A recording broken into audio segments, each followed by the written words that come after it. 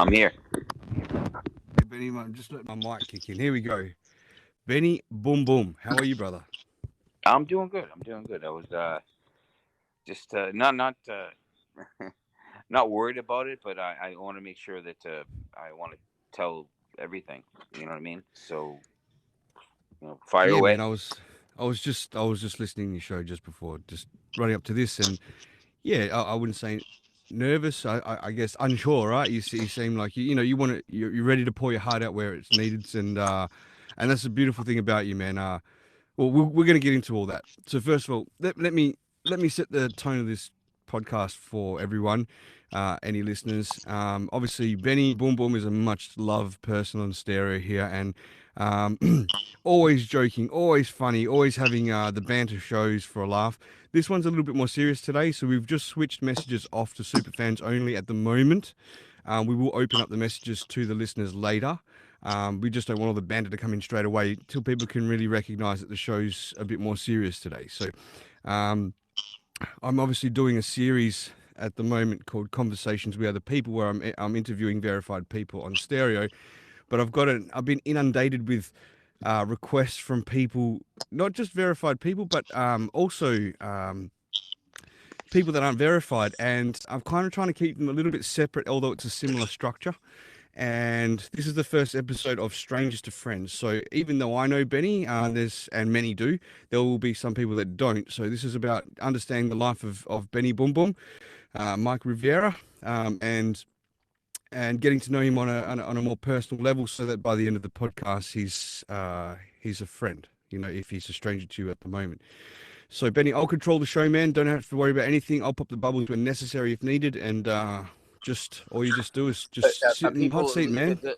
Well, I got a question for you. People at least allowed to listen, right? Yes. Oh yeah, it's open for everyone to listen. Yes, Oh, just okay. All right. just the messages I'll open up a little later when everyone can sort of understand the pace of the podcast, because otherwise they're going to drop in with a "go fuck yourself" and all that stuff right away, and we're trying to get serious, So I do that with all of these shows, so everyone can see this show at the moment. It's not just super fans only can view it. It's just not everyone can leave a message yet until a little bit later in the podcast. So Benny Boom Boom, man, Sure. I guess as I start with the other things, man, thanks for coming to do this show today. I appreciate it. I think hopefully you're looking forward to it as well. And basically, I'm going to ask questions along the way, just you about your life. Open up wherever you feel necessary. And if there's something that you don't want to talk about or you want to pass, man, just say that. You don't have to go into it, You and I have been friends on here for a long time. I think you got on just after it started, and I got on just after you. And we've been friends since we met. And you were like the second show I ever did, I think. And it's been wonderful to get to know you on such a close level. We've been through highs and lows together on here. We've shed tears on here together. The time with the heart attack offline as well. Sorry, not just on stereo. And you're one of my brothers, man. And I'm really proud to be able to do this interview with you today. I'm going to be doing these interviews with a few select people along the way as well, which I will be calling out at the end of the show. Normally at the other conversations, I get them to call it out, but I'm going to call it out on these ones. But let's start with Benny Boom Boom, man. Let's go back. I know you're a very open book, man. Out of anyone I know, you got some screeching noise going on in the background there a little bit. I don't know what it is. I'm sorry. I don't know what that is, but is it all right now? I have no idea. Is it okay? Yep, I think you want to jump up right now. Is it okay now? No. I think so. Okay. Yeah, I think so. Yeah, I think so. Just listening now.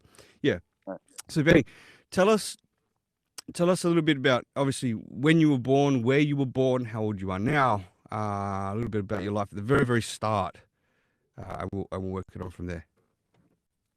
I was born in Methuen, Massachusetts, in Bon Secours Hospital, October 20th, 1977.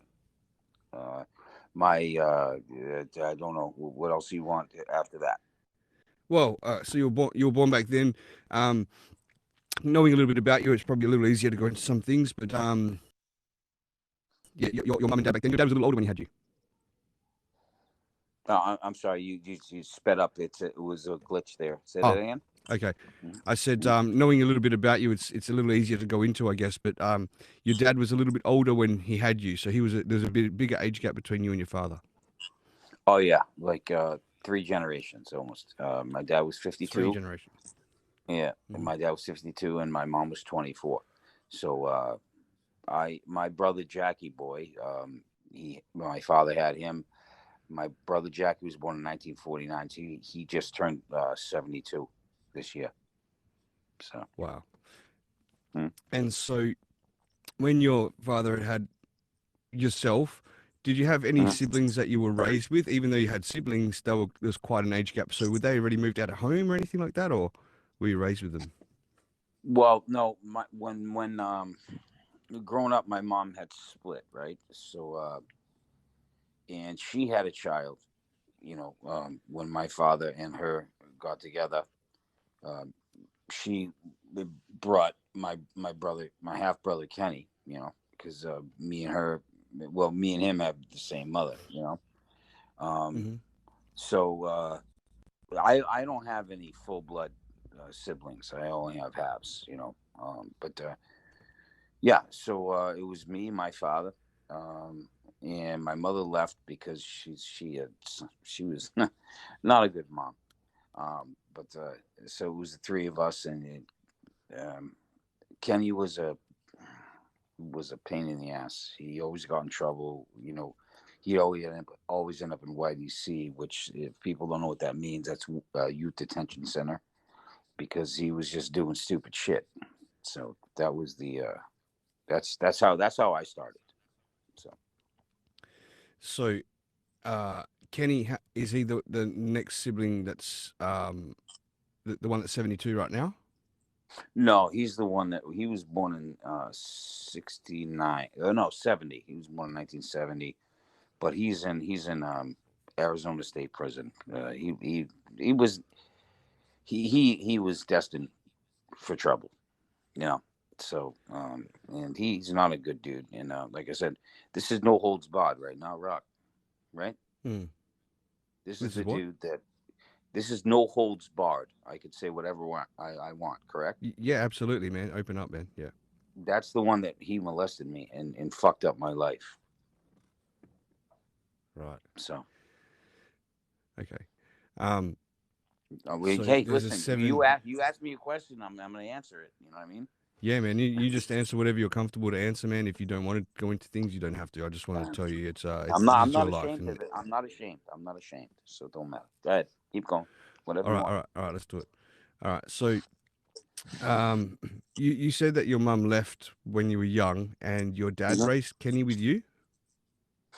Kenny stayed for a little bit, but my father finally, he didn't know that Kenny did what he did to me, right? Until probably about 3 years before my father, Benny Boom Boom, passed away.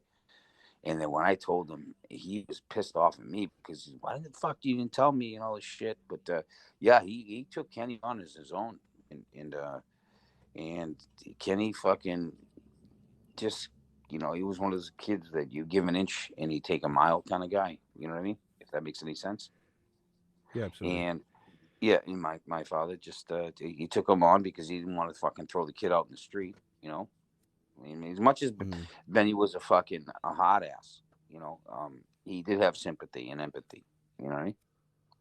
yeah. So yeah. Um. So, how old were you when your mum left? I was 6 years old.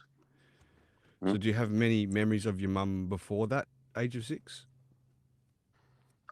Sparse. Um, I know she had an apartment, and I used to go visit her on weekends. My father would drop me off. But like birthdays and shit like that, no, no, not so much. No, no. All right, and um, I always knew that you were definitely close to Benny Boom Boom Senior, your old man, but Hmm. not your mum so much, and I didn't really know why. Now knowing that she left when you were quite young, what was the reasons that she left your dad in your home? Um, it wasn't an option, right? I Right. talked to my dad later on in life. She was not a good person. She was a hooker. Um, and my dad knew it. and and actually my dad even gave me the option because, all right, so my mother's mother moved to Hawaii because she wanted to open a pizza shop, a pizza place, whatever, because they didn't have good, Boston pizza out there. So she, whatever. And I had an option at 7 years old. Imagine some asking a 7-year-old kid, "You want to stay with your father? You want to go to move to fucking Hawaii?" I know it sounds crazy now that I didn't take that choice, but I didn't want to leave my father.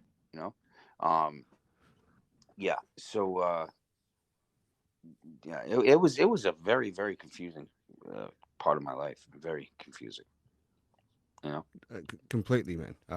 Mm. Any 7-year-old that's lumped with a choice like that is completely confusing. You haven't got the logic formed in your mind yet at that such a young age to be able to make those choices properly. But the choice you made would have been the right one because you're choosing those security levels with the parent that most you feel the most care from, and that would have been your dad by far.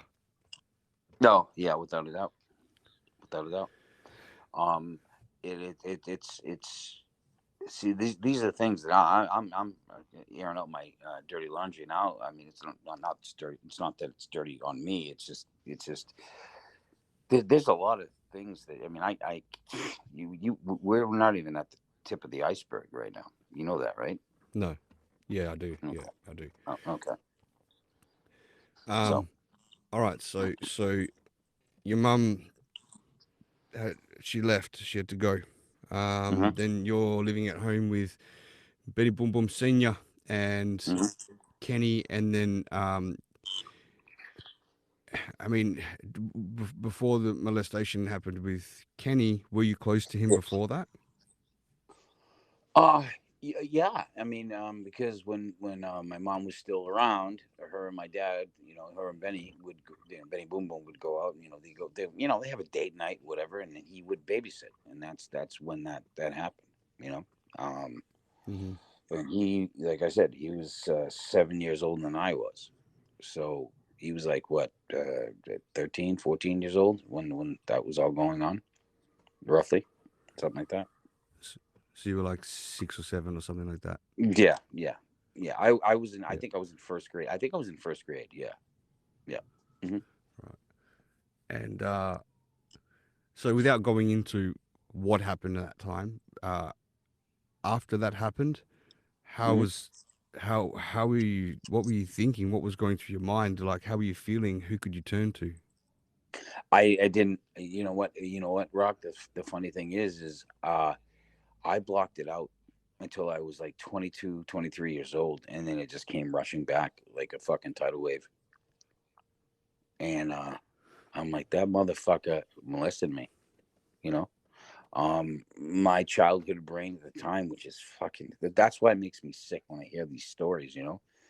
My childhood brain was not able to, wrap itself around itself to to know what was going on. And yeah, I was 22. I was a police officer at the time, and I fucking. It just it's hard to explain. If nobody's ever gone through that before, it's really hard to explain how that comes back to you full circle. It's really hard to explain. But I know what happened. I know what happened to me. That's all. And I'm still dealing with it now. You know, not to mention a lot of other shit that happened when I was a cop too. So yeah, it is what it is. S- So you said you blocked it out to 21, 22 years old. Um, Hmm. Yeah. there must have been a time that you were dwelling on that, going to school, for some time after that. I mean, you might have blocked it out, but now when it all comes flooding back, remembering at the times where you hadn't had it blocked out as a kid straight away, what was Hmm. that effect on you? Did you go recluse at school? Did it No, I how, was a like fucking asshole. I was an asshole. I was an asshole. I'm gonna tell you right now. I was a fucking.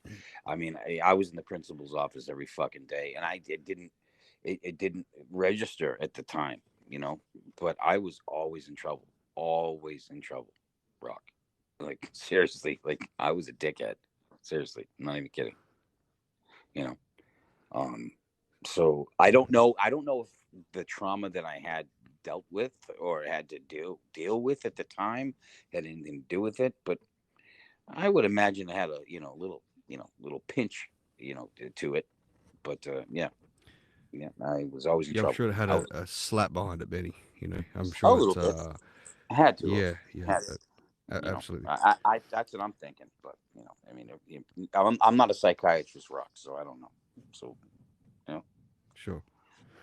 Um, okay, let's go into your young school life. Like, what was school like for you with friends around you? I know on stereo, you're like a magnet for people on stereo. You draw crowds. People love you.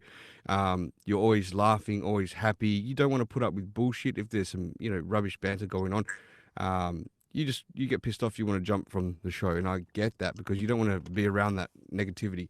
So you've got this awesome result right now at mhm. school. What was that like with you making friends, people at school dealing with you, learning? How were things like that for you? Well, I was like a little bit of a heavy kid, growing up. Especially elementary school, not so much. When I got to like junior high school, but I found a way. I found a way to get around that. You know what I mean? Like I learned how to beatbox and play guitar. So I was able to jump over that, even though my physical appearance wasn't. I didn't have a fucking six pack. You know what I mean? Come on, man, really.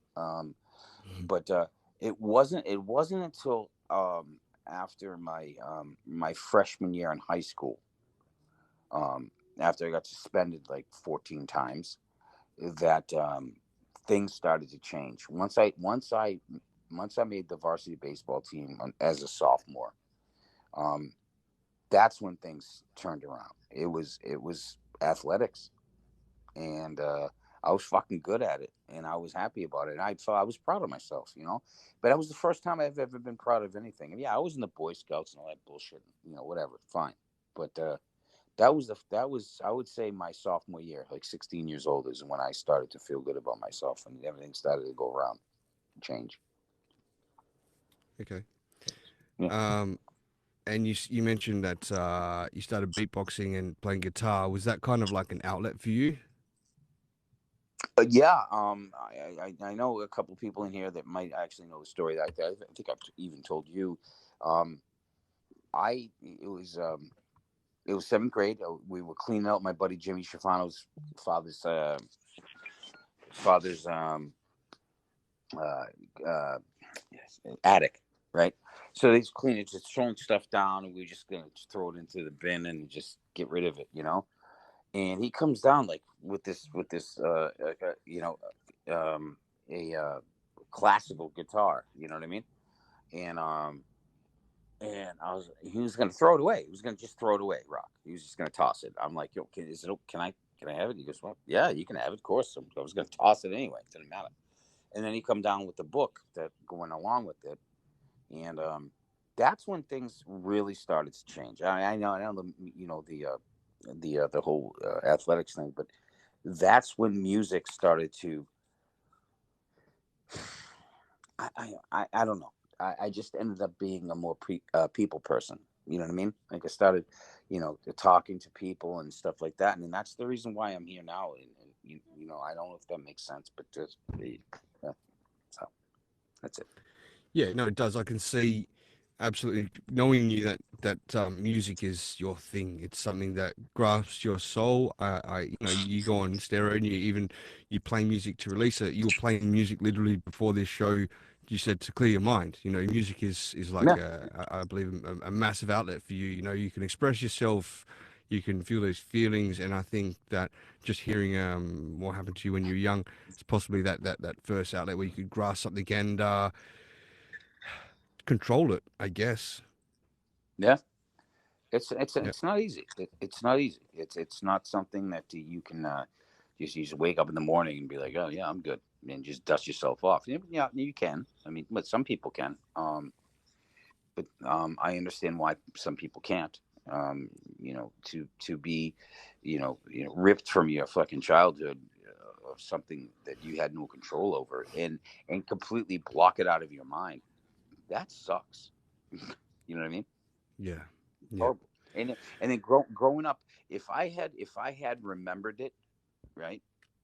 My father, like I said, no holds barred, right? You said I could say anything I want, right? Absolutely.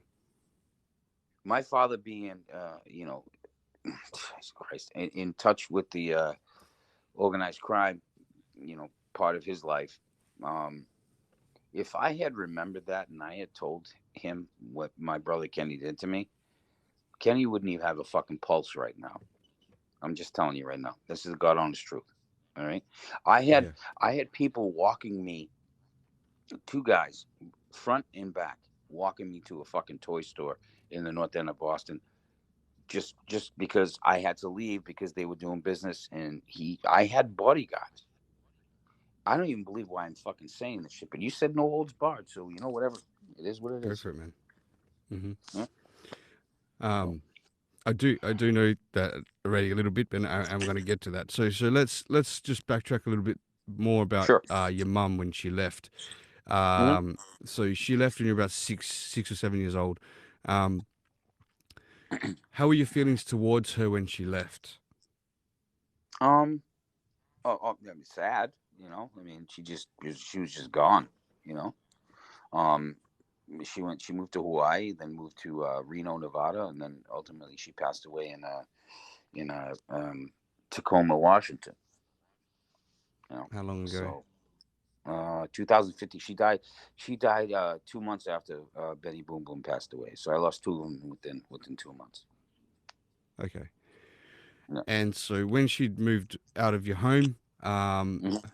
you said you were seeing her on the weekends in an apartment or something?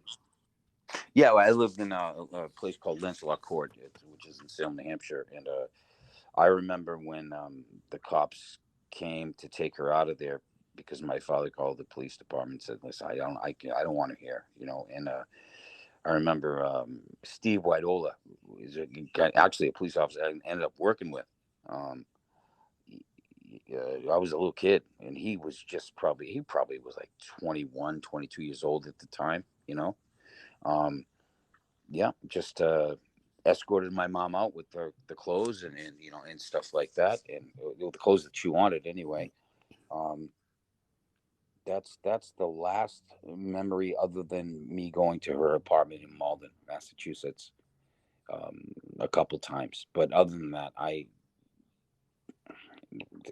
maybe one or two times I seen her after that. When I was an adult. You know, Oh, so you've only seen your mum a handful of times from then, not even. I saw the last time I saw my mom was in 2010. So what? 11 years ago? Is that what that is? Yeah. Yeah. Yeah. Right. Yeah. Yeah. All right. Hmm. Okay. So your mum's out. Um, Benny Boom Boom Senior's in. What's Benny like as a father for you at that age, knowing that your mum's out now and the full responsibility is on him? What's he Hmm. like as a dad? Um, he was strict to a point, but I didn't really do anything. I didn't really do. I mean, like I told you, I got pinched once. I got fucking arrested once. Stealing that DJ Jazzy Jeff and the Fresh Prince CD. But other than that, um, yeah, I was a punk in high school. And I got suspended a lot of times my freshman year. But he was disappointed, put it that way. But he never. I mean, I think one, two, three, maybe three times he laid a hand on me because I fucking deserved it. You know what I mean? I was a jerk. But other than that, man, my father would have done anything in the world for me. In fact, when I went to the police academy and I had to buy all my stuff, um, we went to this place. This guy, his name was Super Jew, and not to be racist, but that's what everybody called him. And he outfitted like pretty much all of Massachusetts and New Hampshire of all the law enforcement people. And when all is said and done, it came to like almost $6,000 for everything. And my father's like, he said to me, right, he said, you better know what you're doing. And and I don't know if he said it like like a whimsical way, Rock. I think he knew that's what I wanted to do besides music, which he fucking couldn't stand. But yeah, but I left the police department to take care of him, so it actually came around full circle. So Okay. mhm. Um. Okay. I just want to ask how much affection did little Mike get as he was growing up? Now you had your dad looking after you. There's no doubt he took care of you. Um, Mhm. and generally a lot of kids get a lot of affection from both parents, but a lot more from mothers sometimes, depending. Mhm. But your mum's not there anymore, and Benny Boom Boom sounds like a hard man who's kept you in line. But was he affectionate? Hugs, kisses, things like that. Oh yeah, Did you get that uh, much as a kid? absolutely, absolutely, like absolutely. I mean, the only thing that I it bothered me. I mean, no, my father. I used to give my father a kiss every fucking morning. Hey, good morning, Dad. You know what I mean? That's nothing. The only thing was is he was a very very competitive man. And when I was playing baseball in high school and college, if I did not perform to the point that's when things became an issue. And then because it was just it was like I was a piece of shit. That was the only thing. But other than that, no, no. My father loved the shit out of me. I know that. But in terms of sports, forget it. You can't. I mean, I Was mean, I. competitive. Oh my God, man! I tell you, I was pitching against Manchester Central High School, and we were winning 1-0. My arm was getting tired, and I walked the bases loaded. And my Coach Coltrera, came out and talked to me, and I could see him staring at my dad in the bleachers. And he said to me, "Listen, if you don't get this next guy out, I gotta take you out of the game." Right. And I said, all right, that's fine. And then I could see him nod at my father and everything. And I not only did I walk the bases loaded, I tied the game for another walk. And he pulled me from the game. My father gave me the fucking riot act all the way home. It was not good. Not good. Right, so Yeah. he had a passion for the baseball. Obviously, that's why he was on your ass about it. Oh yeah. Yeah. Yep, yep. Yeah. Mm. Okay, okay, cool. So you hit around 16. You said when you got into athletics that your life started to really change from that point forth. Yes. What do you mean by that? Yep. What happened? What I felt like an outcast. I mean, because anytime you go from like a junior high school to high school, you become the big. You go from being the big fish in the small pond to being the small fish in the big pond. All right. Hmm. So I just started rebelling my freshman year in high school. I didn't give a fuck. I was being a fucking asshole, getting Saturday detentions left and right. Um, and I was still playing baseball for Babe Ruth League. But no, once I tried out and saw my sophomore year and made the varsity team. I everything went like in my favor. It was great. I started to learn how to talk to people. That's the reason why I'm on here right now. Is I learned how to love to talk to people. That's pretty much it. You know. You're really good at it, Benny. Too. You're really good at talking to people, man.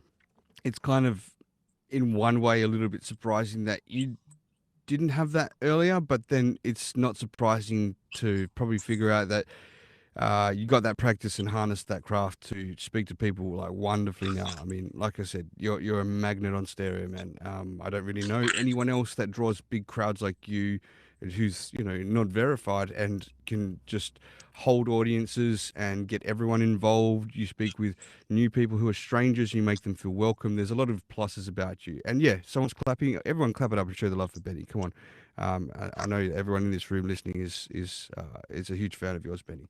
So, um, uh, so you're still an asshole. Things changed. What did you start to get into girls a little bit at that age, or what happened with your like relationships at a young age there with women?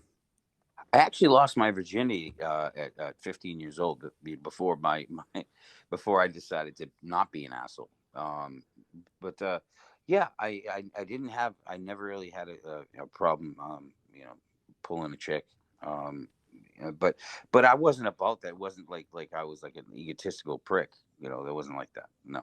But yeah, no, I you know I had a healthy relationship stuff status rather in high school. Yes, I did. Okay. I did.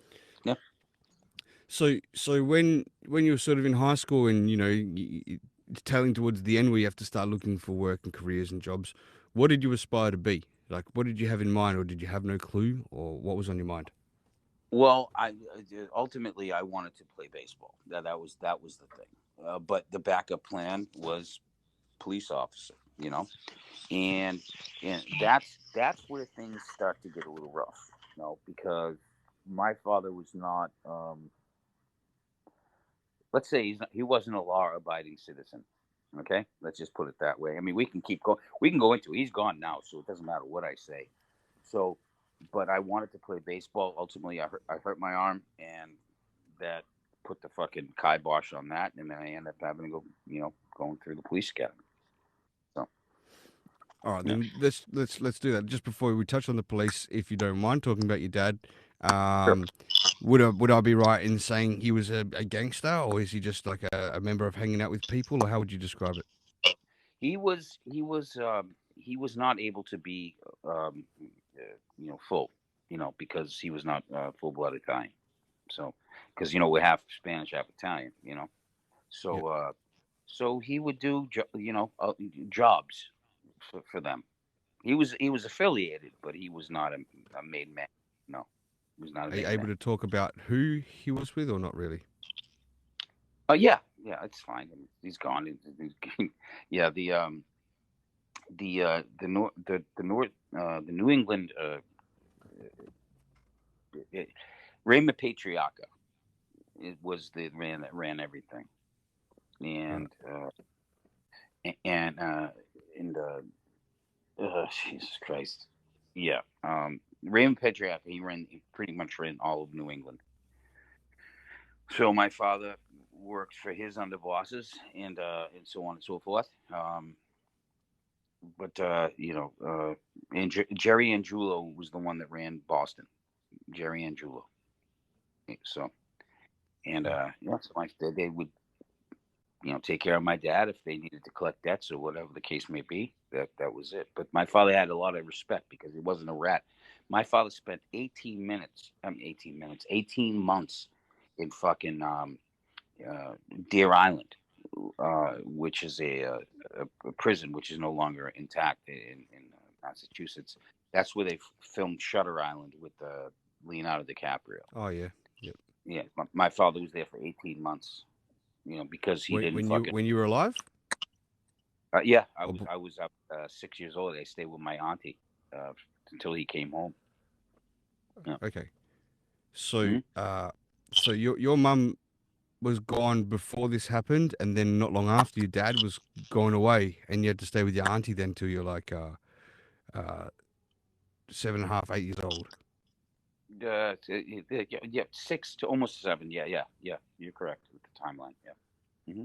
And so with Kenny, did that happen while your dad was gone away? Yeah, no, no. Kenny was gone at that point. He was in YDC. He was in youth detention center at that point. Right. Okay. Yeah. Um, right, man. So you kind of felt the loss of both parents at that time at such a young age too. So it's not just the impact of your mum gone, even though you knew your dad was, potentially coming back. You still didn't have your dad around, and that's a pretty huge impact, man. Yeah, no, I mean, I don't remember it too much because my auntie baby was kind of like my mom anyway. That's my father's sister. Her name is Felicia Belair, and I showed you his my cousins that has passed away, Butch Belair, who's a famous photographer. That's his mother. Um, and I stayed with her, so she was basically my mom for 18 months. You know what I mean? Yeah. So. And so, did you get to visit your auntie and cousins regularly, even when your dad was out? And did you spend a lot of time with them? Oh yeah, they all lived in Stoneham, Mass. So I lived with my aunt Felicia, and my auntie Lovey was she lived on off of Sherwood Road, and so it was like, I mean, yeah, it was, the family was there. I mean, I didn't have to worry about nothing, you know. It's a good sort of secure feeling for a kid, and to have that around. Hmm. Yeah. So at what age did you realize that your dad was, he was bit of a hard man, like, he was a bit of a gangster, doing these things. He had guys, and I remember you telling me a story one time. If they had to have a meeting for whatever reason, they'd all give you like $20 each, and you'd pop down to the toy store. You could buy whatever the hell you wanted because like you were cashed up as a kid from doing that, right? And you always had a guy behind you and in front of you looking out for you everywhere you went. So, what Right. sort of age did you realize that that was like out the ordinary? That you were sort of your dad was a gangster and you were being protected like that. Probably after I graduated high school in '96, I think that's when I started to put two and two together. It was it, but it was the norm, rock. It was just like, we went to this fucking this this this society club, and there was no dope, there was no like anything. It was just like, it was a wooden door, and you just knock on it and just go in. But being a kid, you don't fucking pick up on that shit. You know what I mean? So it was just, it wasn't until after I graduated high school when I was like, holy shit, all this shit was going on, and then it wasn't until after that then I found out my father had fucking Whitey Bulger by the fucking neck, because Whitey Bulger was trying to bring fucking cocaine into the fucking North End, and then Mafia didn't want that shit in there. They didn't want drugs in the North End. It was just a lot of shit all at once. But it almost really didn't have an effect on your life by the sounds of it, because I mean, you might have seen it, been around it, but you didn't witness anyone. Like, No, I think you told me the story one time. There's a reason why his name was Benny Boom Boom, for a right, reason, right? Because you've taken the name of your father on stereo out of respect, right? But right. uh, so you left high school, kind of realized that dad's in the dark side of life, but Hmm. you somehow aspired to be a police officer. What made you choose that profession? Kind of realizing that Because you're as much as around. I because as much as I loved my father, I didn't want to be him. You know what I mean? Yeah, yep. Were there other drivers behind that? Was it anything to do with seeing your brother going to youth prison, seeing your mother left, Benny Boom Boom Seniors, you know, doing things like that, that you want to what make a change, or you just want to be opposite to what Benny Boom Boom was? How Yeah, exactly? Can you help yeah, me of course. understand that? Because that's not the kind of person I wanted to be. Like, I knew I wanted to be a law-abiding citizen. I mean, I know that sounds freaking, cliche and stupid, but I didn't want to be my dad. I didn't. As much as I loved him, I didn't want to be my father. So I chose the other side. I took the upper hand, and I went the other way. You know, So, what part of your father didn't you want to be specifically? uh, monstrous. Just like Monstrous. just like, I know what he was capable of afterwards, after I realized what the fuck he was entangled with when I you know grew up. My father will my father was, man, I'll tell you right now, he would have crumbled you in a heartbeat. And I didn't want to be like that. That's not who I am. It's not in my heart. You know. You know. So that's why I went for law enforcement. I wanted to try to help rather than hurt. You know what I mean? Yeah. When you say monstrous, were there things that you witnessed, saw, or felt as you were growing up that gave Not, you the perception? no, no, not felt, but when towards the end of his life, he told me a lot of stuff that I wish he never did. He's done a lot of bad things, and that's and like I said, it was I was already gone as a police officer at that time anyway. I was gone, but um, man, I couldn't, I just couldn't see my dad doing those awful things, and it didn't make me hate him, Rock. It made me be disappointed in him. If that, I mean, I don't know the reasons why he did what he did. Not that that's given him, a fucking pass, but why? Why?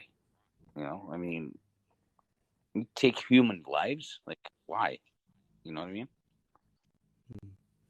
No, Okay. it just So, it was hard to swallow. Rock is what I'm saying. sure, absolutely right. Um, you might never understand why because that's not in you. Like I can absolutely tell and know from our friendship and experience that you've got a great heart. That is not you. You're not that type of guy at all. Even though No, you may be the son of someone who's done it, it's actually what's the word I'm looking for?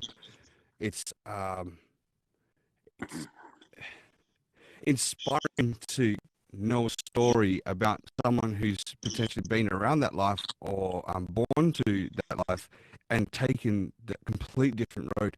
So that's not a common thing. I think usually the apple doesn't fall far from the tree, as they say, Benny. And people's parents will tend to like replicate the life of their parents. It's like a right. replay that they just do, and Rock, you haven't Rock, done that.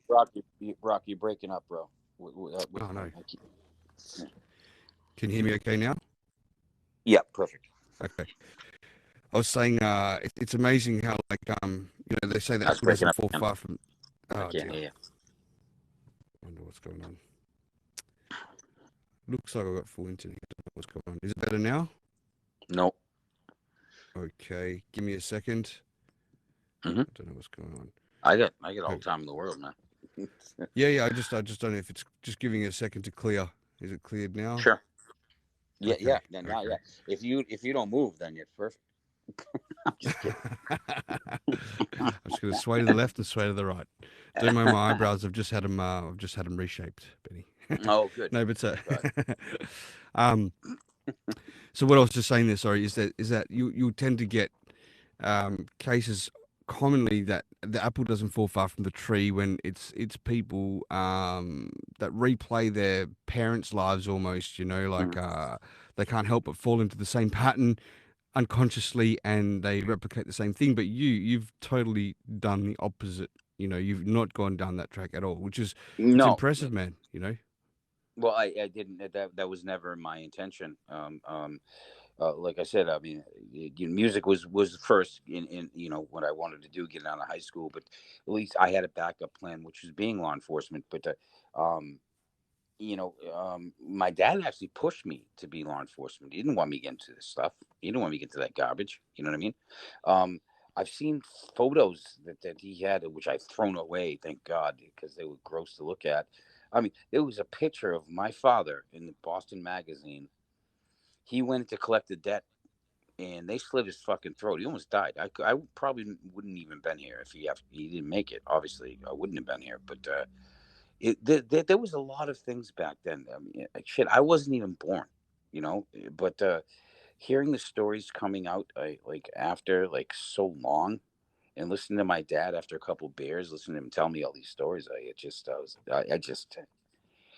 I was just like dumbfounded. I was like, "Well, that fucking dad." Well, and I asked him, "So why didn't you tell me stuff before?" Because I didn't. I wanted to protect you. I don't want you to get into what the fuck I did. Which I mean, what dad what father would that care, that loves their child. You know what I mean? Obviously, and that's why he pushed me to go into law enforcement. This way, he knew I was safe. You know. Well, I mean, to a certain, you know, you know, but Safe from the you know other what I mean, world, yeah. right? Um, and I'm gonna probably throw my 2 cents in here that I think Hmm. that what Benny Senior's done is absolutely right. Like he was involved in that life, so be Hmm. it. He's kept it from you from knowing till you were like late teens. So like at least your moral fiber's been built by him. He's pushed you in sports. He's encouraged you Right. with music. Correct. He's done those things that, and then he's obviously encouraged you for the police force Well, after knowing. music, not so much. More the sports thing. Music. He didn't Okay, like the fact that I played music. He didn't like it. So. but in the positive roles at least, anyway. Oh That yeah, yeah, absolutely. that Mhm.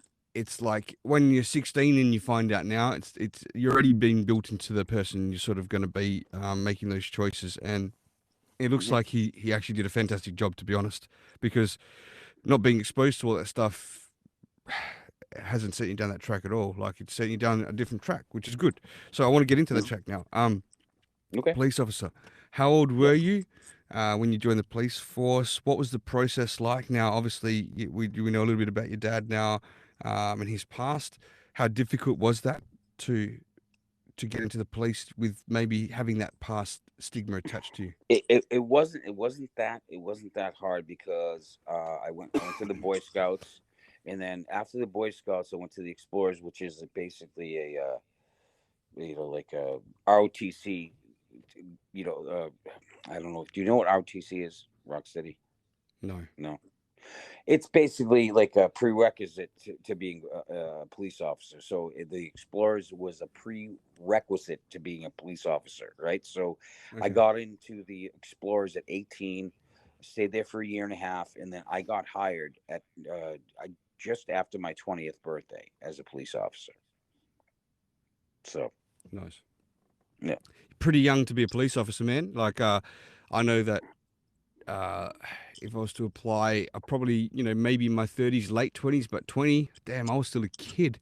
Imagine taking on, those particular scenes where you've got guys in their 30s or 40s and you're a kid, like, I don't know if you're Mhm. a bit of a solid, strong kid or not, but I was a skinny rake man back then. So I would have taken on shit. How was that like? Was it pretty intimidating and scary for you on some of the first calls that you went on, or what was that like? Um. Well, yeah, yeah, of course, because I mean, when I graduated the part time academy, I was 21. Yeah, 21. Yeah, so I was just able to drink like legally. You know what I mean? So pulling over cars and stuff like that. Of course, it's intimidating. I've had a lot of fucking. I've seen a couple things that. Eesh, I wouldn't wish on my worst enemy, and I know there's people in here right now that know the stories. But Let's go yeah, into it it's anyway. it's huh? Let's go into it anyway, even if a couple of people have heard it, just for any new listeners and myself. So, what Hmm. was kind of the first couple of things that you saw? You said, what was one of those first situations, and how did that affect you? All right. I was working a midnight shift, and it was dead. It was dead. There was nothing going on, right? So I went back to the station, and now for those that don't know, in New Hampshire here, there are some towns here. There one. This is when I first got on. I got on in Atkinson before I got on to Salem. Now I got Salem and then Atkinson afterwards. I was doing both towns. All right. So anyway, it was I was getting tired and I didn't want to crash the fucking cruiser. So I went back to the station, and our police station closes at 4 o'clock in the afternoon. So basically, they forward all of the distress calls to Rockingham County Dispatch. So I'm in there, I'm watching fucking Judge Wapner, People's Court, right? Because it was either that or I just fall asleep at the wheel and I didn't want to do that. So the call came through. I went there, and they did say code two or code three. Code two is lights only. Code three is lights and sirens. Okay, so I show up. Um, this dude was pulled over the side of the road to change a tire. He has his wife and his kid with him, and he was in his trunk trying to get the spare. And a drunk driver, this chick driving a white Jeep Wrangler, fucking mistook the mistook the breakdown lane for a travel lane and cut him in half with his wife and kid in the car at 20 And years old, 20 21 years old. I saw that. and so someone made a call to police, which was you, and you were the It first on was the just scene. me. I was just, yeah, that's it. Was saying I couldn't render CPR to the guy. He's fucking dead. Half of him was in his trunk. The other half was on the ground. That's how far. That's how hard she hit him. Um, so what's running through your head at that moment? The only thing I really feel bad about is when his wife tried to get out of the car and I called her a fucking cunt. Get fucking cunt. Get back in the car. And the only reason why I said that is because I did not want her to see what I was seeing. But I still feel bad about it, and I still talk to her today on Facebook. You keep in touch.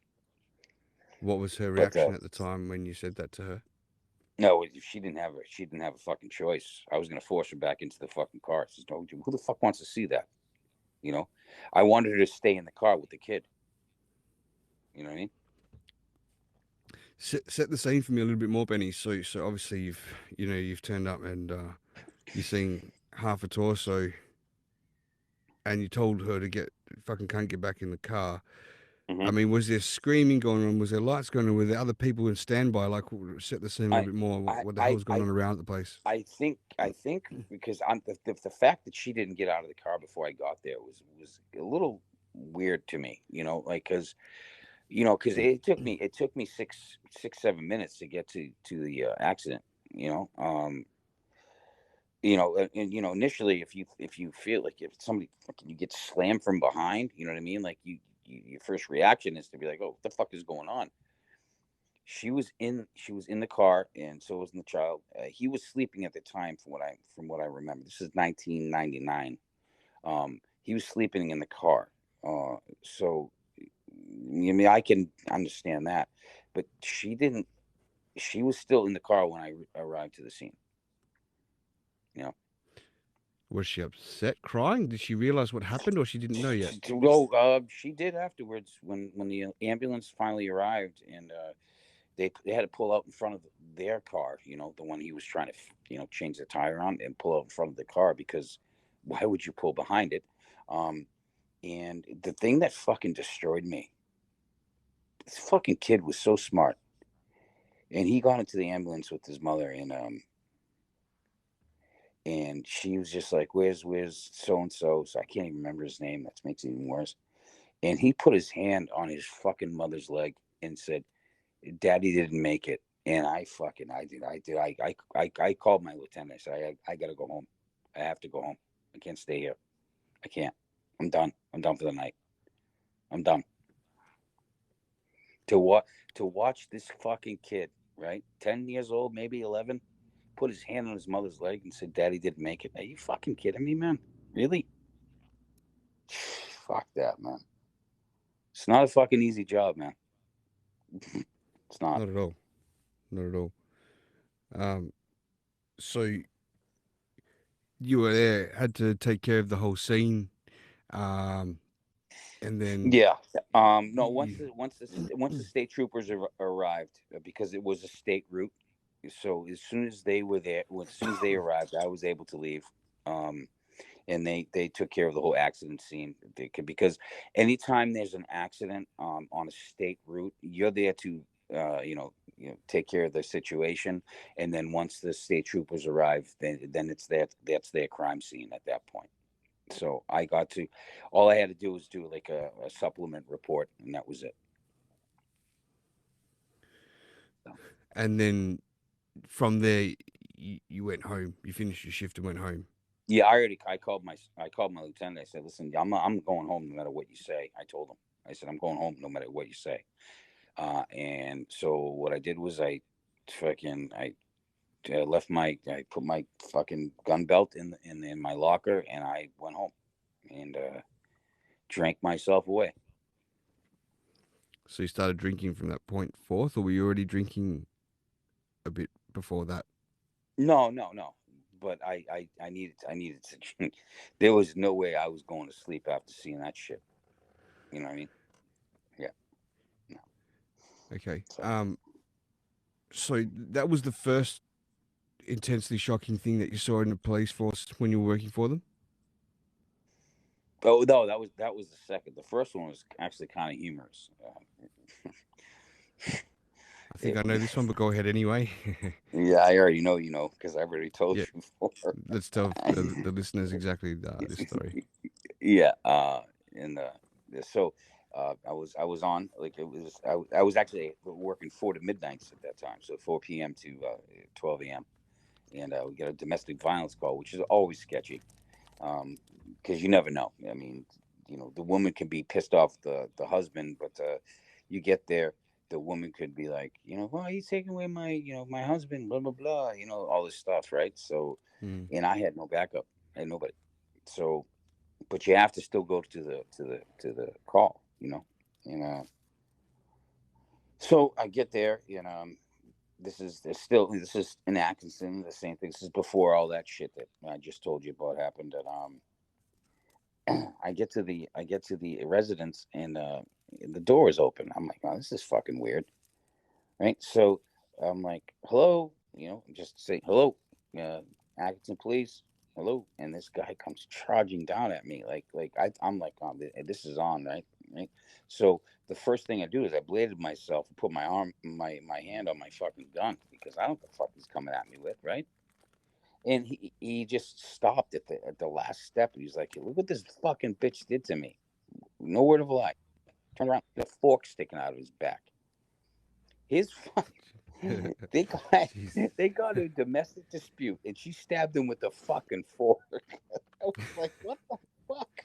I Not a was like, knife, but a fork. a fork, a fucking fork. I'm like, dude, why didn't you take that out? And he said to me, no word of a lie, quote unquote, I wanted you to see what this fucking bitch did to me. And I'll never Jesus. forget that the rest of my life. I really won't. Well, imagine if you turned and said to you, "I'm fucked." Yeah, That was a yeah. silly, but. Take a fork of me. I'm done.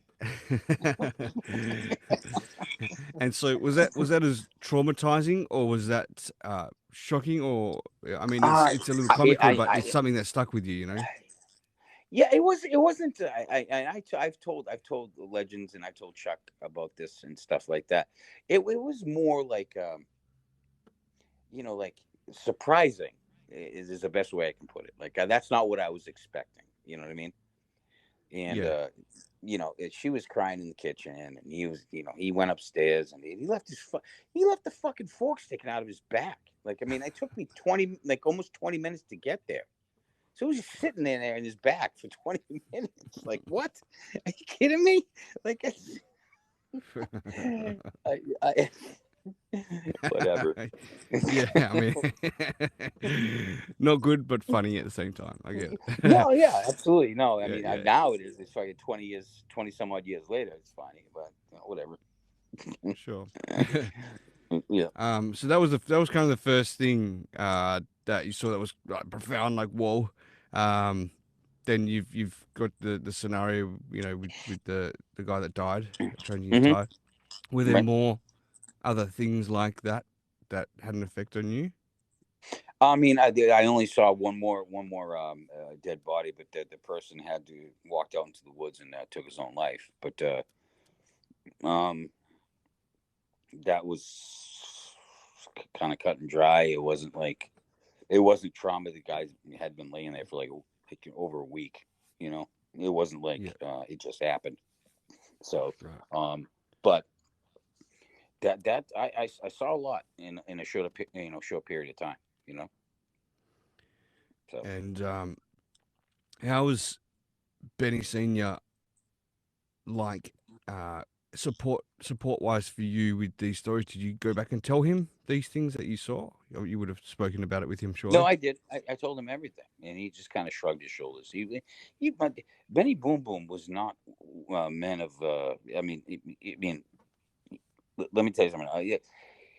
Yeah, the stories that I told him, it seemed like, and that's what, like, freaked me out. Was like, it was like, yeah, all right, kind of mentality, you know. He's sort of Um, seen some things anyway himself, so he knows yeah. how to So it deal with was them. like nothing. Yeah, it was like Yeah, nothing. yeah, So yeah. yeah. Hmm. And so, how long were you a police officer for? I got on 98, and I left in 2004. Right. So you were a police officer through the 911 bombings, Oh yeah. the Twin Towers and everything like that. Did you have to respond to that at all from where you No, were? I was Too no, far? no, they didn't. No, I mean, I volunteered to, but they didn't. They wouldn't send me because I was, they didn't. They wanted. They let the more experienced guys go out there to New York.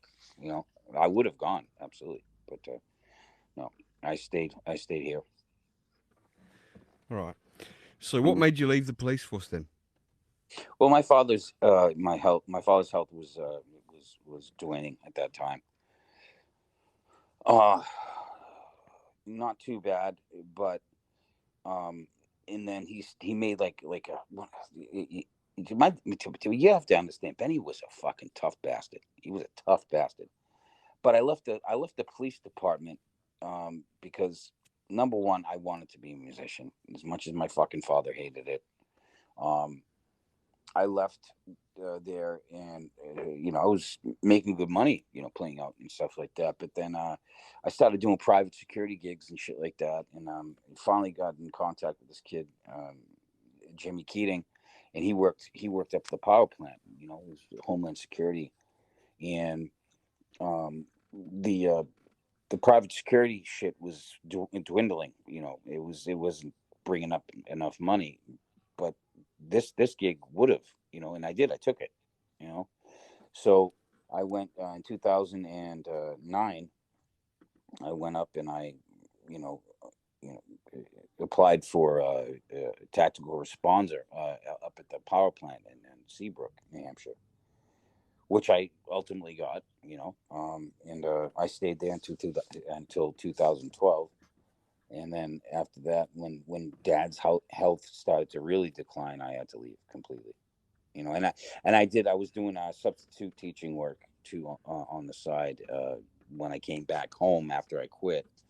But Dad's health was it was so bad. Like we couldn't afford hiring like home health care and shit like that. So I had to leave that too. You know. So yeah, I mean it was a rough time. Rough time from 2012 to 2015 it sucked, and then I ended up having to move to an apartment with this fucking chick that I couldn't stand. But anyway, yeah, keep going. Okay. Um. Okay. Okay. So let's go to your music a little bit. So you started doing Hmm. some gigs. That sounds like a pretty happy time in your life. Actually, it sounds like the part that I've heard you say a few times before. You talk about it with legends on here too. Um. What happened? You started doing some gigs on weekends and stuff like that for your music, and Yeah, yeah, no, no.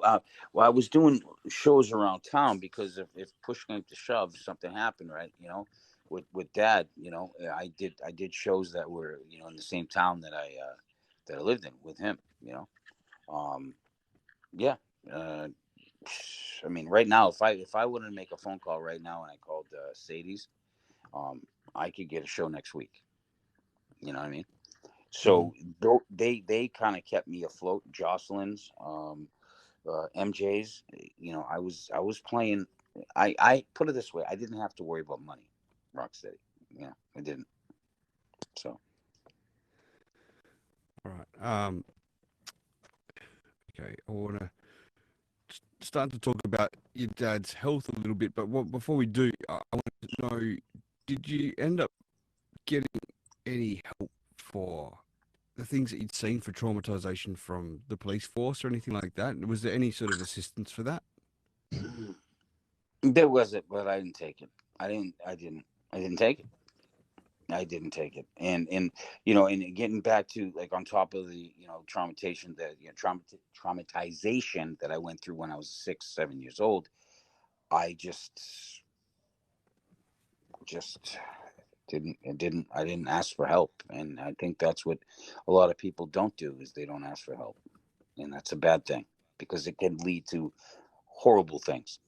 Um, I wish I did, Rock. I really did. I really wish I did reach out, but I didn't until 2018, and I started to talk to this psychologist, and he's a cool cat.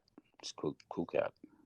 So Okay, so has that is it something that you've stuck with? Is it something that you just went a couple of times? Is it being dealt with to some sort of degree, or is it still a work in progress? No, oh, it's still rock. You don't this shit don't go away. It's gonna be a work in progress to the day I die. It's how I deal with it is how it's gonna make me triumph. You know what I mean? It's not going anywhere. Okay. So, but Um, no. I'm just saying, like the traumatic events have happened. They don't just disappear. It's how sure. I deal with it is up to me. You know what I mean? And Yeah. I've been dealing with it pretty goddamn good, considering. You know, so Well, if people had just met you on stereo, they wouldn't know unless you've said it. They wouldn't know you've been through some of these things, man, because you're so no, you just don't look like the result of that kind of life. You know, you're such a sort of happy-go-lucky guy. Um, I'm wondering as well. So as you're going through your 20s and stuff, what are your friendships like? Do you have a big circle of friends, a small circle, tight circle of friends? Not many. Are you more recluse? Are you extroverted? What's happening to you there? no. I have friends. I have like a probably. I mean, you know how it is when you graduate high school. You retain like what, maybe like five friends that you keep close, right? Because everybody else goes off and does their own thing, and I get it. So yeah, I got my buddy Ian, I got my buddy Jay, and I got legends. You know what I mean? Like my girlfriend Michelle. But these are the people that they have their own lives and stuff like that. But if I ever needed them, they drop whatever they had to do and come help me out. So I'm not worried about that. Yeah. So I do have a strong uh, you know friendship background with the four people that I still keep in contact constantly. I mean, and I have more than that, obviously, but not like right here where I can get in touch, if that's what you mean. It's more like acquaintances, right? I've got lots of friends too, but not everyone's as dear as a group of people. So Right. yeah, Exactly. you got people you can call on, but then there's that certain sort of group that they're there for you, do or die. Yeah, Correct. yeah. Correct. Yeah.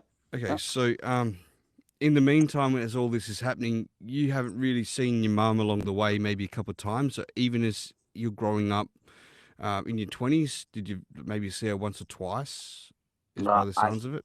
I when my mom left in '83, right when I was 6, I didn't see her until 1992 when my grandmother passed away, her mother. And then after that, I didn't see her till 2010. So twice. Had Did you get to speak to her on the phone or anything, or she just cut contact with you guys? Or Nah, she would call every once in a while, but it was few and far between.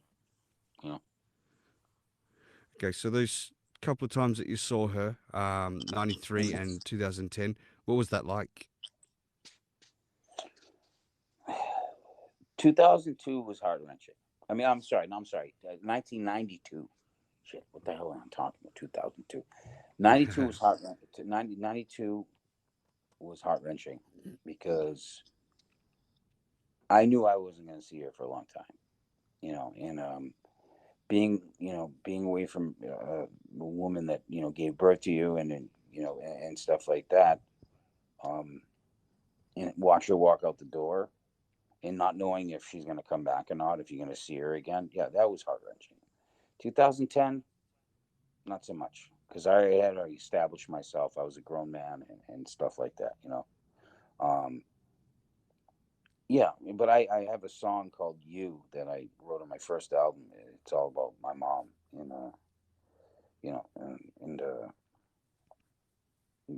I don't think she ever heard it. I don't think she ever heard it. And yeah, yeah.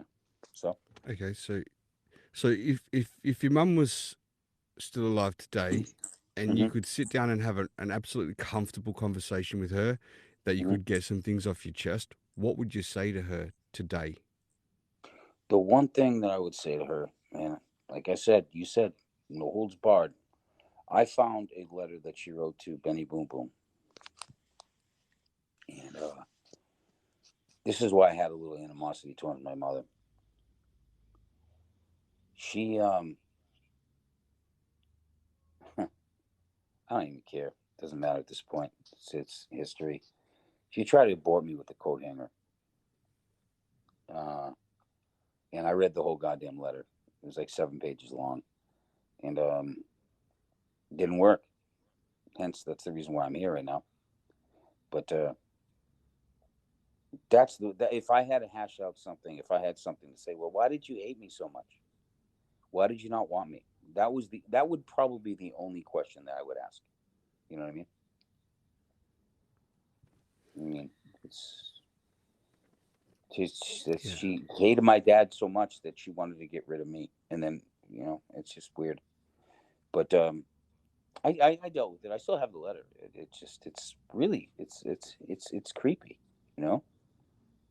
And, but I fucking you know what? Fuck that coat hanger.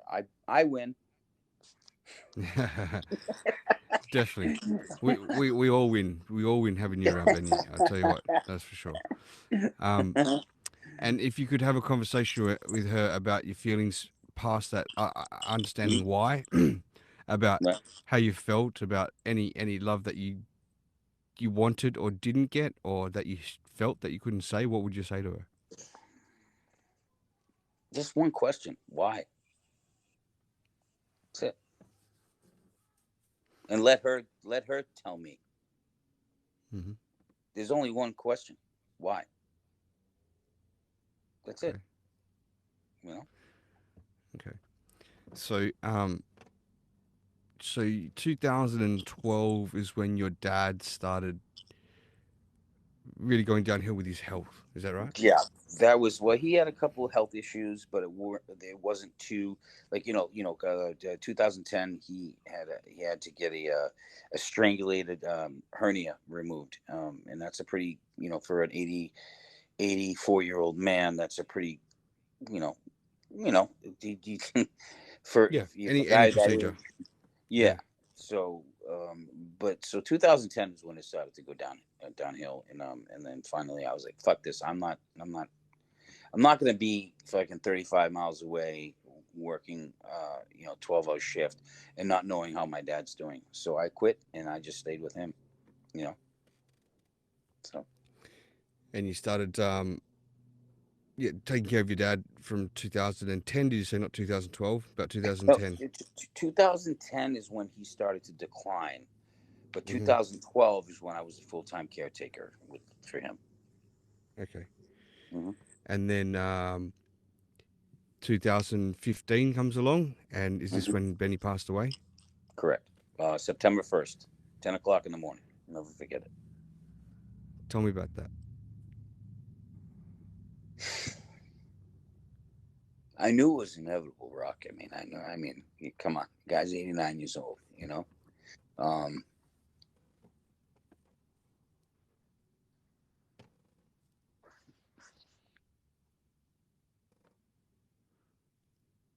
Just take your time, Benny. It's all good, man. You're gonna make me cry, man.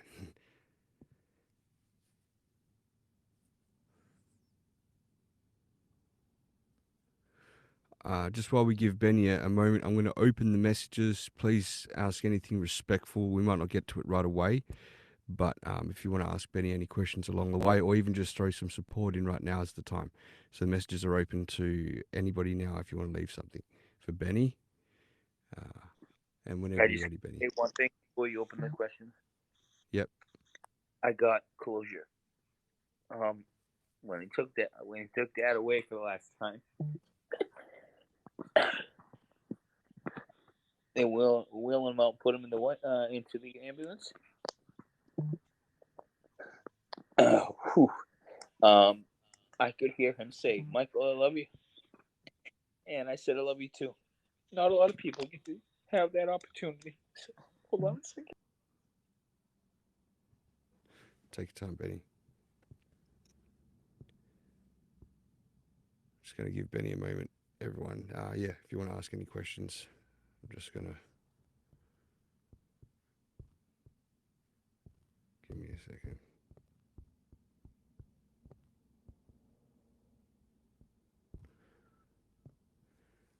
Okay.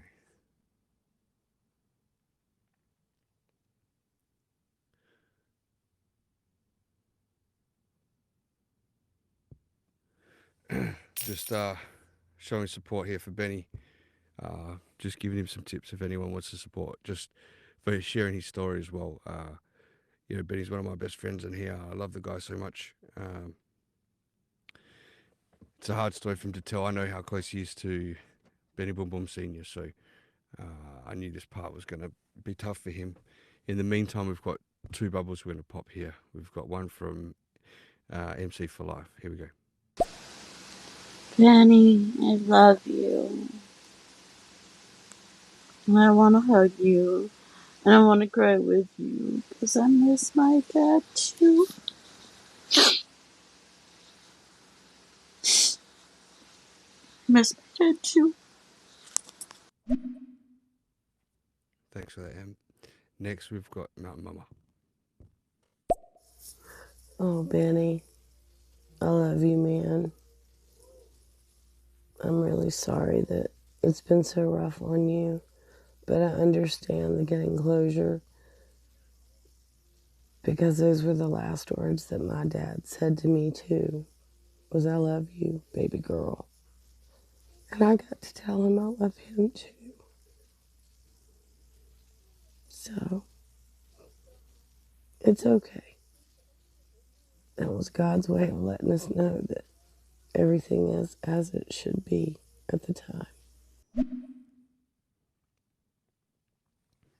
All right, I'm back. I just want to say one thing.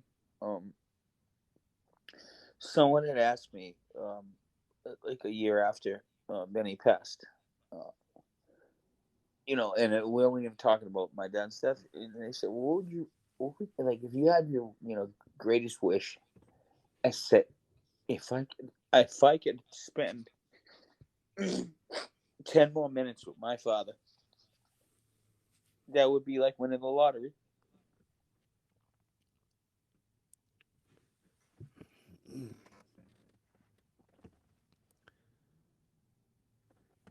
Yeah, you're making me upset, Benny, because I love you so much, man. You're like you're like a brother to me, man. And I just hate seeing people in pain like this. It sucks, but this is a part of life. We've got a message from KJ. Here we go. I just want to say the same thing. I'm sorry for everything you've been going through or anything, in the past and present and anything. But I didn't really get no closure when my mom passed away. I really wish I could have, but we're handling it better. Me and my sister, we live close together. We live in the same apartment complex. But we don't talk like we should, and that's why I kind of stress that to people. Try to talk to each other while you can, because we're not always here. I'm not talking about, that, I know you got that going on and everything, but like I said, I'm so sorry for what you have been going through. I really am. We all love you.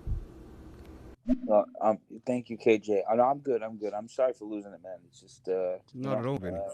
That's no, fine. but I knew it was coming. I knew it, and it's good because you know what? I don't get a chance to talk about this shit. You know what I mean? Often, Yeah. ever, basically. So this is kind of almost like a healing process a little bit. You know what I mean? Yeah, you'll be surprised how much I'm hearing that with these conversations. It's kind of therapeutic when people get to run through their life, the highs and the lows, and just recap on what's happened. You got Yeah. that scratchy sound again there, Benny. Sorry. That's okay. Oh, Yeah, yeah. Can you yeah, hear me now? Everything all right? yeah. I think that's good. Yeah. Yep, yep. So yeah, look, because I know you, and I knew that this was part of your life. I knew we were going to get to this point, and yeah, it's got a profound effect because everyone loves their parents. I'm not saying that they don't. It's just that I'm quite aware of how much you loved your dad. Like your dad was your rock, your best friend. Your dad was your everything, man. You take his name on here. You're always talking about Benny Boom Boom because he was someone you looked up to, man.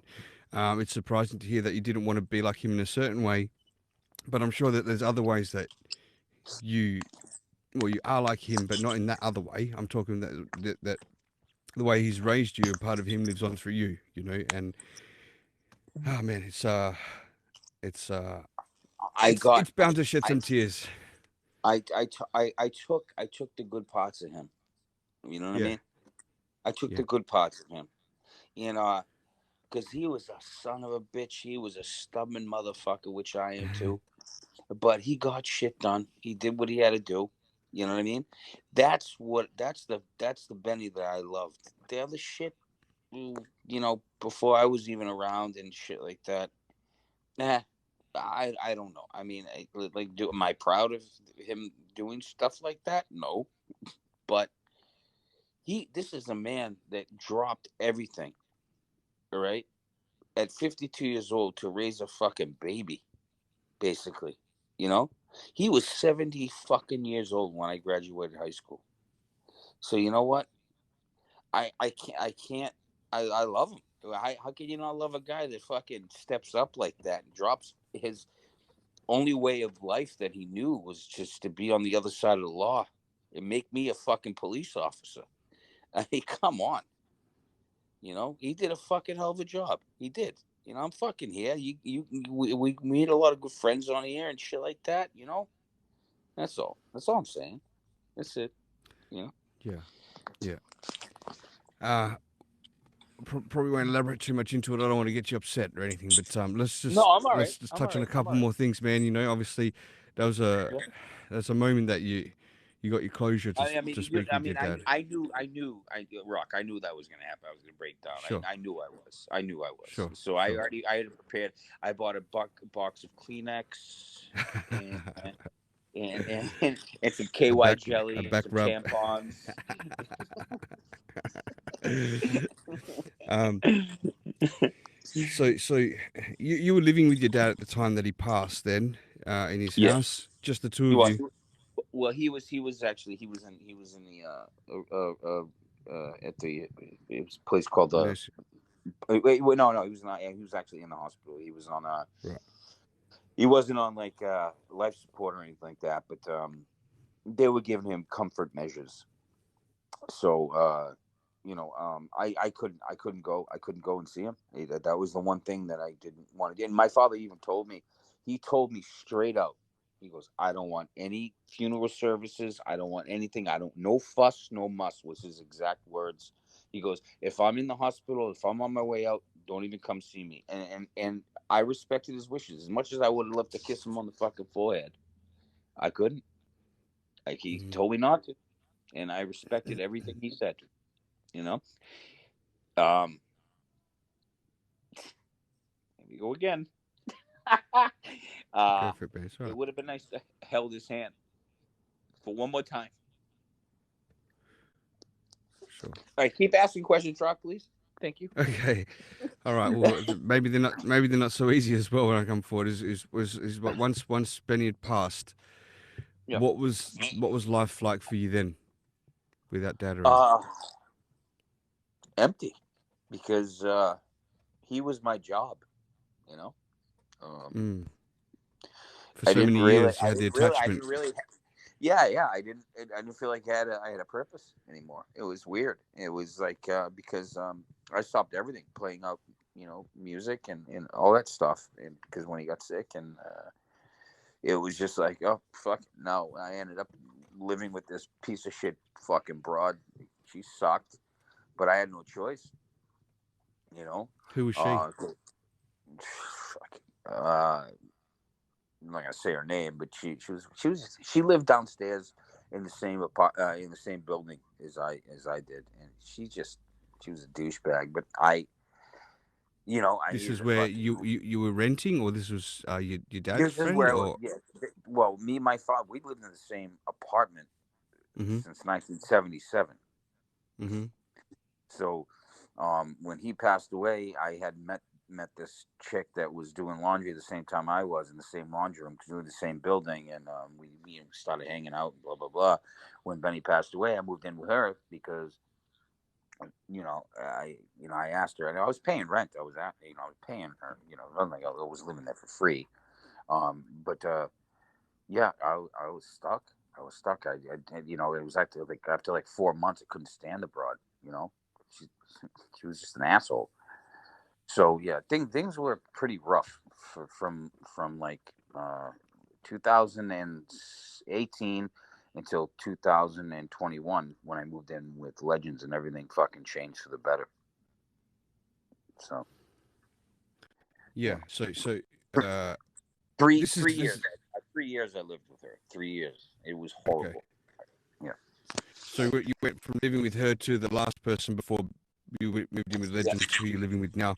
So it was like it was her, then the other guy, then Legends. Is that right? Fat Paul. Yeah. Fat Paul. Fat Paul. I Yeah. didn't want to say his name, but yeah, go ahead. Fat Paul. Fuck it. Fuck him. He's an asshole. Fuck him. Okay. Um. Okay. So it's You're not maybe cracking so up, much of a question. Rock, you're cracking up. Oh dear. I'm sorry. Okay. Now you're Can fine. you? Now you're fine. Okay. Yeah, Good. you're good now. So it's maybe not so much of a question of what was it like after your dad died, but more like what's life been like since from then till now, the whole time. I thought maybe that was like there was a passing mourning period, but I don't quite think that there's. I mean, you're never over it, but it sounds like a long. Rock, I'm trying to hear you, bro, but you're cracking up. Yeah. Just give me a second here. Sure, yeah. Let's Take see. your time. I know what you're getting at. Yes, I know what you're getting at. Is this any better at all? No. Speak? No. No. I'm gonna play a couple of bubbles. All right, I'll grab him. I'll grab him. I knew when I left the hospital the day before my dad died that I wasn't going to get to see him again. I knew it in my heart. And in a way, my dad did say I love you. But his last words to me were, I'm sorry if I fall asleep on you.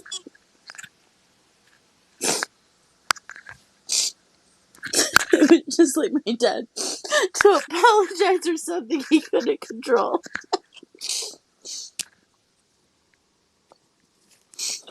But I know that you're loved, Benny.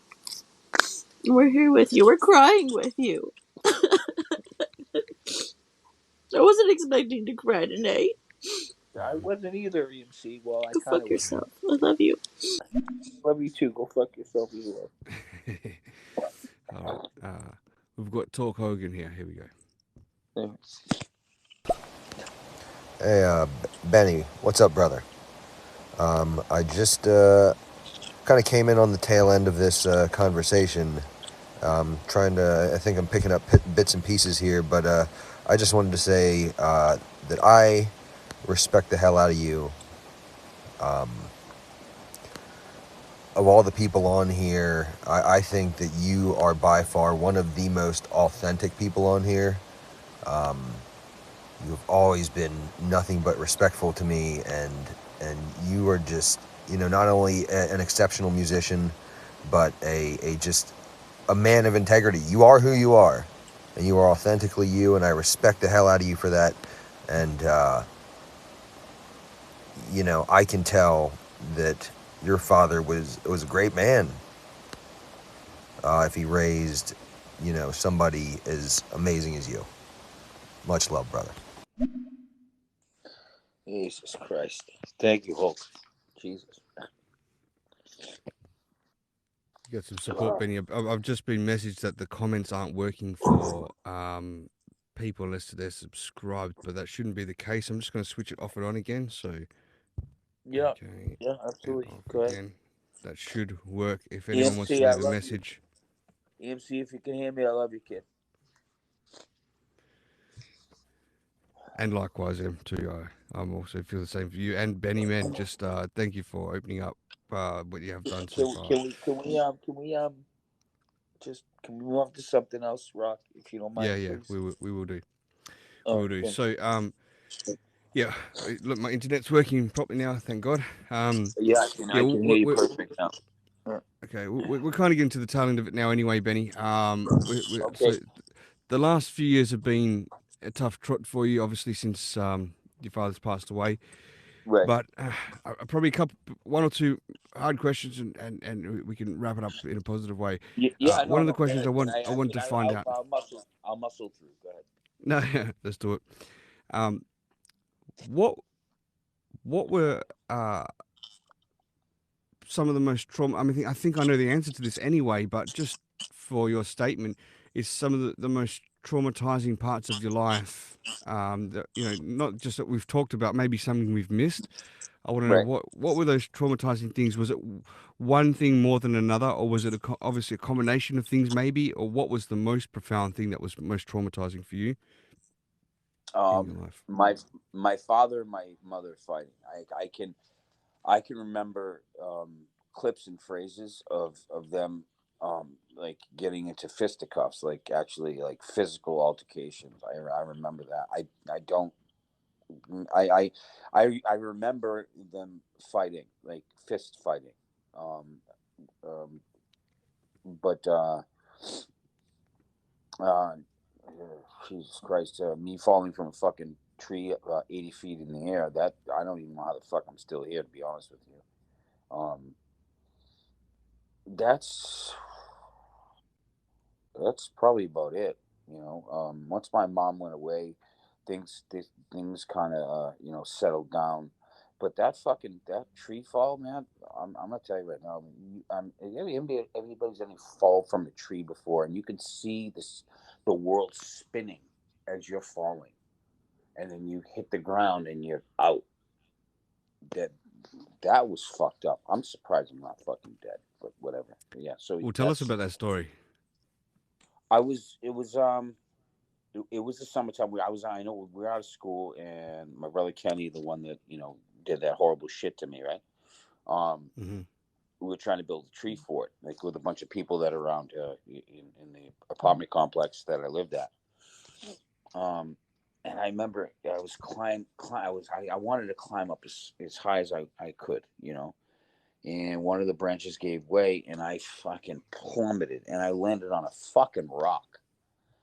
How the fuck I didn't have any fucking blood, no nothing, anything, and I was fine. Um, but I tell you something now, it still spooks me to this day how the fuck I'm not dead. So, yeah, so yeah, Man, there you go. absolutely lucky. Someone Lucky. looking over you there. Yeah, No fuck, shit. No like shit. Superman. Yeah, yeah, It yeah. I makes wish. a bit of sense sometimes, I think. No, I'm just joking. Um, so, all right, so right, we're almost pretty much up to modern day here now. I want to talk a little bit about you on stereo. Like, you sound like you were having a tough time. You were living at Fat Poles. I know how shitty that was for you. This is the time I met you now, right at the start of this year in January. Um, Mhm. you've discovered stereo. How did you discover it? What happened? And then obviously it's all kicked off from there. Um, I'll tell you exactly why. I was on TikTok, right? Just watching these stupid videos, and Doing a a commercial dance. came on. Yeah, a commercial came on in between, and some stereo. So I was like, oh, what the fuck is this? And it's all by myself, fucking, everything. Nobody to fucking talk to. Had no fucking car at the time. So I was like, all right, fucking, let me just see what the hell this is all about. And then, boom, I went on. This was September of last year. In I said last year, yeah, 20? No, yeah, 2020. Um, was it? Yeah. This app's only been on here for a year and a half, like year and a uh, couple months, correct? yeah, it came out 2020. Yeah. 2020. All right. So, Sorry. Yeah, um, 2020. That's right. Yeah. Yep. I just wanted to make sure I get my years straight. So I was like, all right, fuck it. What I got to lose? It's free. You start to talk to people and whatever. And I fell in love with it because I ended up talking to this chick, right? And she had got on like a day before I did, you know, and I did that stereo roulette bullshit, Hmm. and we had a great conversation. It was like I was like, oh fuck, I get somebody to talk to because I didn't have anybody. I had nothing. I had nobody. it wasn't for you guys later on, I, I'd still be in the same fucking place. But I learned how to manage, how to talk on here, and how to be polite and not polite at the same time, if you know what I Hmm. mean. So I Yeah. um yeah, it was just, and it just caught on, and then I met you guys, and just it just went from there. It spread like wildfire, you know. Absolutely. So, I know it's been life changing. It's been life changing for me, and I know it has for you because we've talked about it. But just Mhm. explain to us, like, what stereo's been like for you, from someone who was potentially cooped up in your apartment at Fat Paul's where you couldn't do anything, kind of secluded from everyone else. Now you've kind of got the world at your fingertips through avatar conversation on auditory social. How Uh, do you start feeling from there?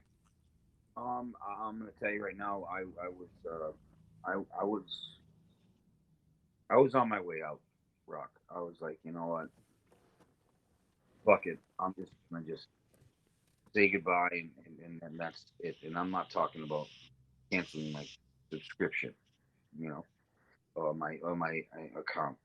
I was just I had had enough, you know. I was down. I was in the doldrums for a long time, and you guys brought me out of it. You know, living with that fucking piece of shit was horrible. It was fucking. It was absolutely horrible. You know, if it wasn't for uh, everybody on here that have followed me, and I've been able to be graced and blessed by their presence, and being into in their own you know podcasts and stuff like that. I don't know what I would have done, Rob. I'm not gonna lie to you. I don't know. I don't. You know. So, um, I know I've spoken to you in a couple of moments where you've been doing that clicking thing again, Benny. Okay. Yeah, Did you hear? Did you hear anything I said I at I all? I heard, yeah, I heard you said, yeah, and it wasn't as clear, but now it's clearer. So whatever you did Yeah, well, then is because I better. was trying to keep it on because I don't have my freaking charger broke, so I have to use this fucking piece of shit Verizon thing. What I was saying was, if I did not encounter you guys, our group of friends, I don't know that I'd be here right now. And because I hated living there, it was a horrible living. I had to worry about. I had to look over my fucking shoulder every time because he was a fucking drug dealer. You know, they kick the. Well, God forbid the fucking DEA kicks the fucking door in because him selling drugs and shit like that. I always worried about that. It was like walking on eggshells every fucking day that I woke up. That's not. I don't want to live like that. You know. So I was like, you know what? Fuck it. I'll just fucking drive out to the woods and just end it all. And stereo came along, and I'm still here. So there you go. Yeah, Like you said, I've no. You said no holds barred. You said no holds no, barred, that's it, Rock. man. This is great. This is great that you're opening up so much. I love it.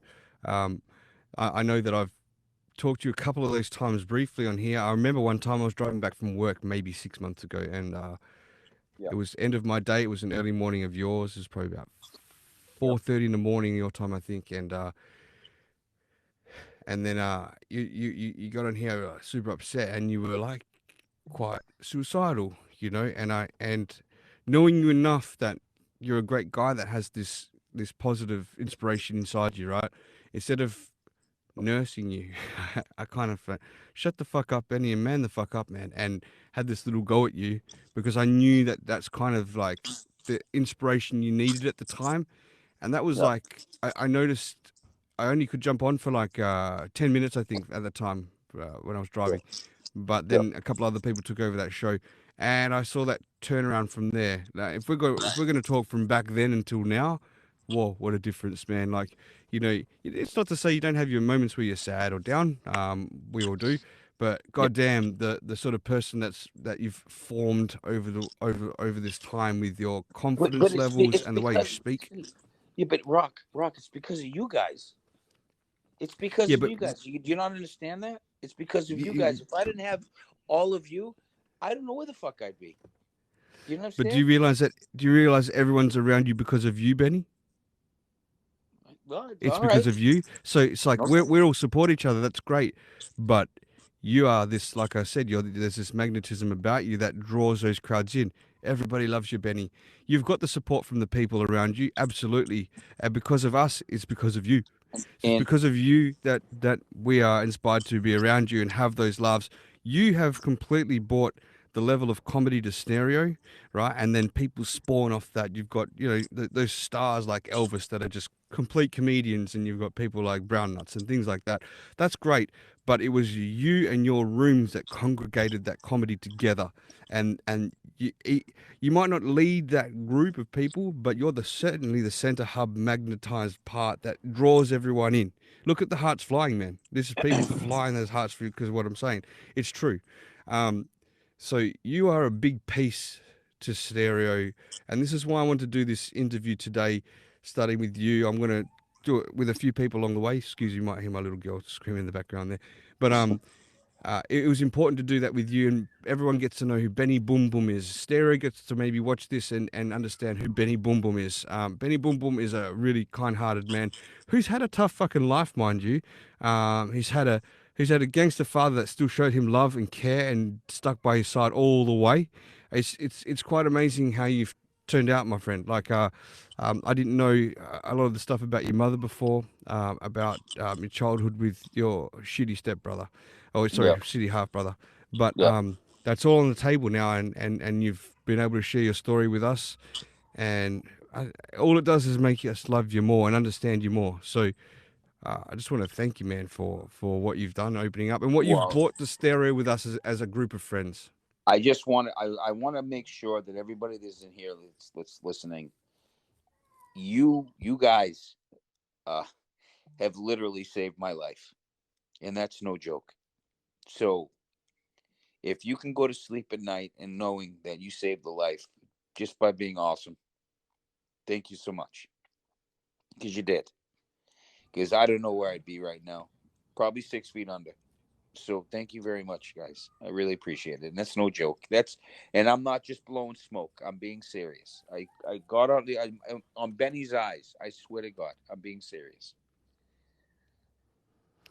Benny, I just want to say on behalf of probably a lot of the listeners, I can't speak on behalf of everybody, but I can certainly speak on behalf of a lot of our close friends. Is thank you for saving our life. Thank you for being there for us, and not maybe saving our life in the manner of like suicide, but in giving it a spark of life again, comedy, Yeah. laughing, fun times. Man, we've had a great time on here. I can't tell you enough, as you know. So thank you for all you have done for us. That's from the bottom of my heart, man. You don't have to thank me. You just you know how you thank me? You come into the shows and you laugh. That's how you thank me. All right? Absolutely, man. All right. So I'm we've got I'm gonna we've got a Rock. sorry, go ahead. I gotta split, Rock. I gotta go. We got That's two bubbles. You want to hear them, or do you want to bounce? no. We'll play the bubbles. Okay, let's do that. All right, here we go. We've got MC for life. Benny was the reason why I started writing music. And if you didn't know that, Benny, well, now you know. Jesus If it Christ. wasn't for, hey, it's Benny Boom Boom with Rocstedi too. And I just wanted to tell you Go fuck yourself. I love you. Oh, I love you too, MC. That was unexpected, right? And we got one more from EMC. Sure. I didn't know I was funny until I met Benny. That's right. I didn't think I was funny. I didn't think I had jokes. I was just being me. And here's Benny coming in, cracking up at me. And I'm like, what? He's like, you're so funny. And I'm like, you're fucking lying.